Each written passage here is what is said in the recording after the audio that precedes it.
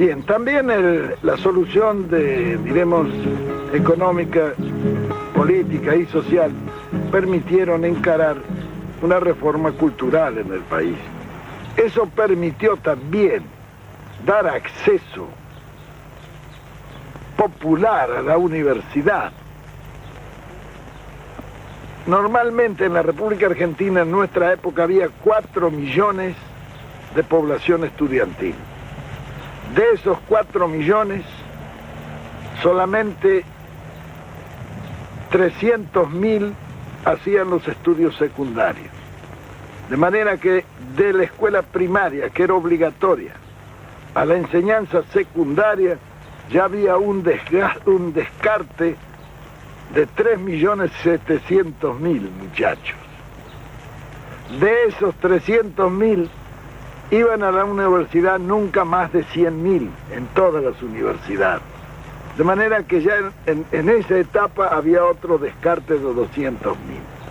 ¿Qué pasaba con estos 3 millones largos que al terminar la escuela primaria no podían ir al secundario porque no tenían medios, porque como la enseñanza era cara, ninguno de ellos podía seguir los estudios superiores? Y estos iban a los potreros, que eran las escuelas de delincuencia más conocidas.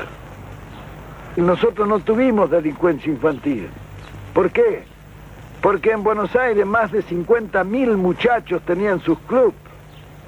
Se crearon 90 clubes de barrios, donde tenían en lo posible cancha de fútbol, de básquet, boxeo, gimnasia, en fin, todas las actividades deportivas. Esos clubes los hacía el Estado y se lo entregaba a los vecinos que lo administraban y lo llevaban adelante. Por otra parte, las escuelas profesionales, donde el chico iba, recibía un salario y a la vez estudiaba. Después de recibirse de operario, iban a la fábrica, estaban 3 años. De ahí podían pasar a las escuelas de aplicación, que eran escuelas para formar sobrestantes, jefes de talleres, etc. Después de estar allí, iban nuevamente a la industria y estaban 2 o 3 años y entonces tenían derecho a ingresar a la universidad obrera, de donde salían ingenieros de fábrica en cada una de las grandes especialidades de la industria. Eso fue para la masa. Es decir, en esto se contempló un panorama de conjunto y se hizo la conquista más grande, fue que allí la universidad se llenó de hijos de obreros, donde antes estaba solamente admitido el oligarca, porque la forma de llevar al oligarca es poner altos aranceles, entonces solamente puede ir el que los paga. Nosotros suprimimos todos los aranceles. Para la universidad no había ni derechos de exámenes ni nada, era gratis, totalmente gratis, el Estado pagaba eso.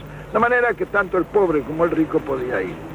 Era un crimen que estuviéramos seleccionando materia gris en círculos de 100.000 personas cuando lo podíamos seleccionar en 4 millones, que hubieran salido más abundantes. Bien, eso, en pocas palabras y dicho muy rápidamente, fue nuestra concepción con referencia a la reforma cultural. General, ¿cómo sintetizaría usted la obra de gobierno en lo que hace al desarrollo global del país? Bien, todo este proceso podrán discutirlo, pero lo que no pueden discutir son los números.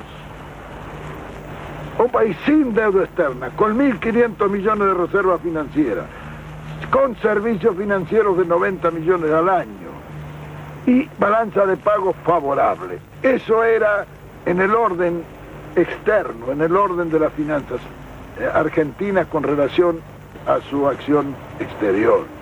En la organización de la economía, lo que quedó después de nuestro gobierno era una economía de abundancia, donde a nadie le faltaba dinero y con una emisión total que nunca pasó de 38.000 millones de pesos, dimos servicio monetario a todo el país, mediante una velocidad de giro que llegó a 8 veces en el año. Eso fue posible mediante la agilidad con que la administración de la economía interna se realizó.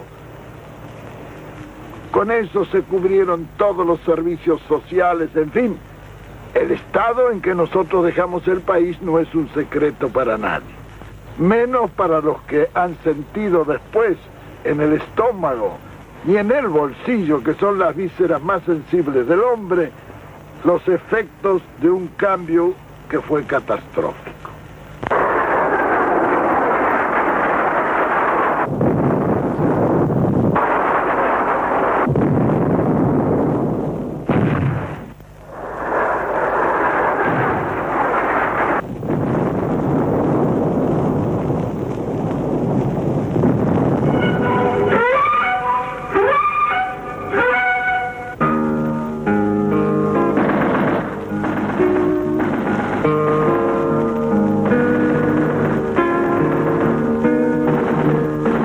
Frente a un gobierno que contaba con el apoyo democrático de las 2/3 partes del pueblo argentino, los sectores de la oposición responden con su primera medida libertadora.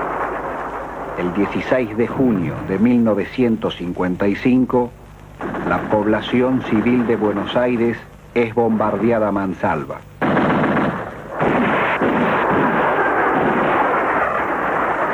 Una vez más, nuestra lucha inquebrantable por la liberación del pueblo argentino nos enfrenta con la reacción y con las consabidas violencias de su histerismo. En cierto momento pensé que la oligarquía estaba ya definitivamente vencida y que los numerosos fracasos de sus empresas antipopulares, siempre al margen de la ley, de la justicia, de la democracia y siempre respaldada por alguna fuerza internacional, habían persuadido a nuestros adversarios y enemigos acerca de la necesidad de trabajar en paz por la felicidad común y por la grandeza nacional. Durante algún tiempo, la oligarquía aceptó aparentemente nuestro ofrecimiento de paz. Digo aparentemente porque nunca dejé de advertir que el generoso ofrecimiento de nuestro pueblo era utilizado por la reacción oligárquica de siempre para volver a sus andantes en procura de la reconquista de sus perdidos privilegios. En 1949, poco después de su viaje a Europa, Eva Perón había convocado al secretariado de la CGT para proponer la organización de milicias populares. El proyecto fue iniciado con dirigentes obreros y algunos oficiales del ejército. Consistía en la organización de milicias obreras y en la elección de soldados delegados de cuartel. En 1952, altos oficiales del ejército hacen saber su oposición a ese proyecto. En 1955, el 7 de septiembre, la CGT ofrece sus 6 millones de afiliados para constituir las milicias obreras. Al día siguiente, el ministro de Guerra anuncia el rechazo de ese ofrecimiento.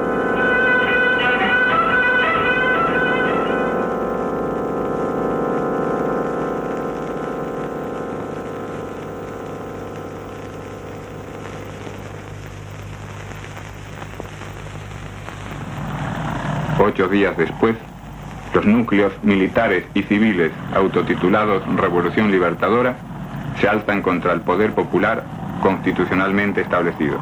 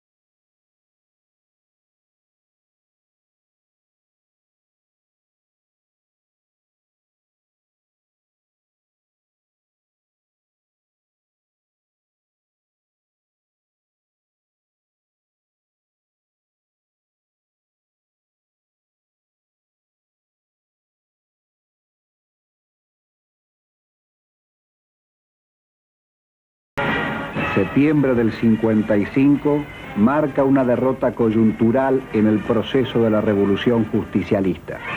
Desalojado el pueblo del poder y condenado su conductor al exilio, se inicia, en nombre de la libertad y la democracia, la era de mayor proscripción popular de nuestra historia reciente. El Congreso es disuelto. Se proscribe al peronismo y queda prohibida la utilización de emblemas peronistas o mencionar, publicar o exhibir signos de ese carácter. Los comandos gorilas, con apoyo del ejército, asaltan las sedes de numerosos sindicatos.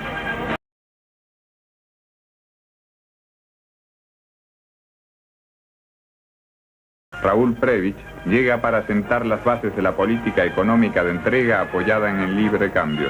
4.000 profesores y funcionarios universitarios son separados sin juicio previo. 150.000 militantes sindicales son inhabilitados. Muchos de ellos son detenidos sin causa ni proceso y confinados en la Patagonia. Otro tanto ocurre con políticos y militares peronistas.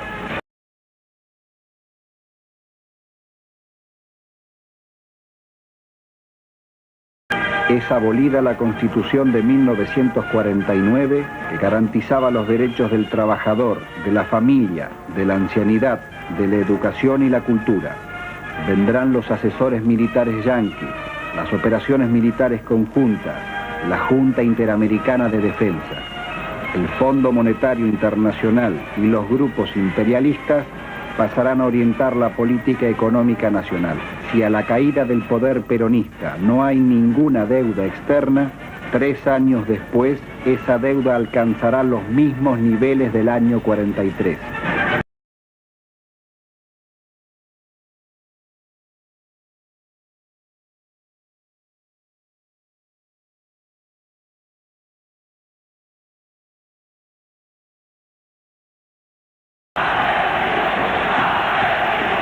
Cualquier intento de resistencia popular es reprimido violentamente. Los fusilamientos de junio de 1956, los torturados y desaparecidos en la época del llamado Plan Conintes, los muertos en las calles del país, los detenidos, torturados o también desaparecidos recientemente.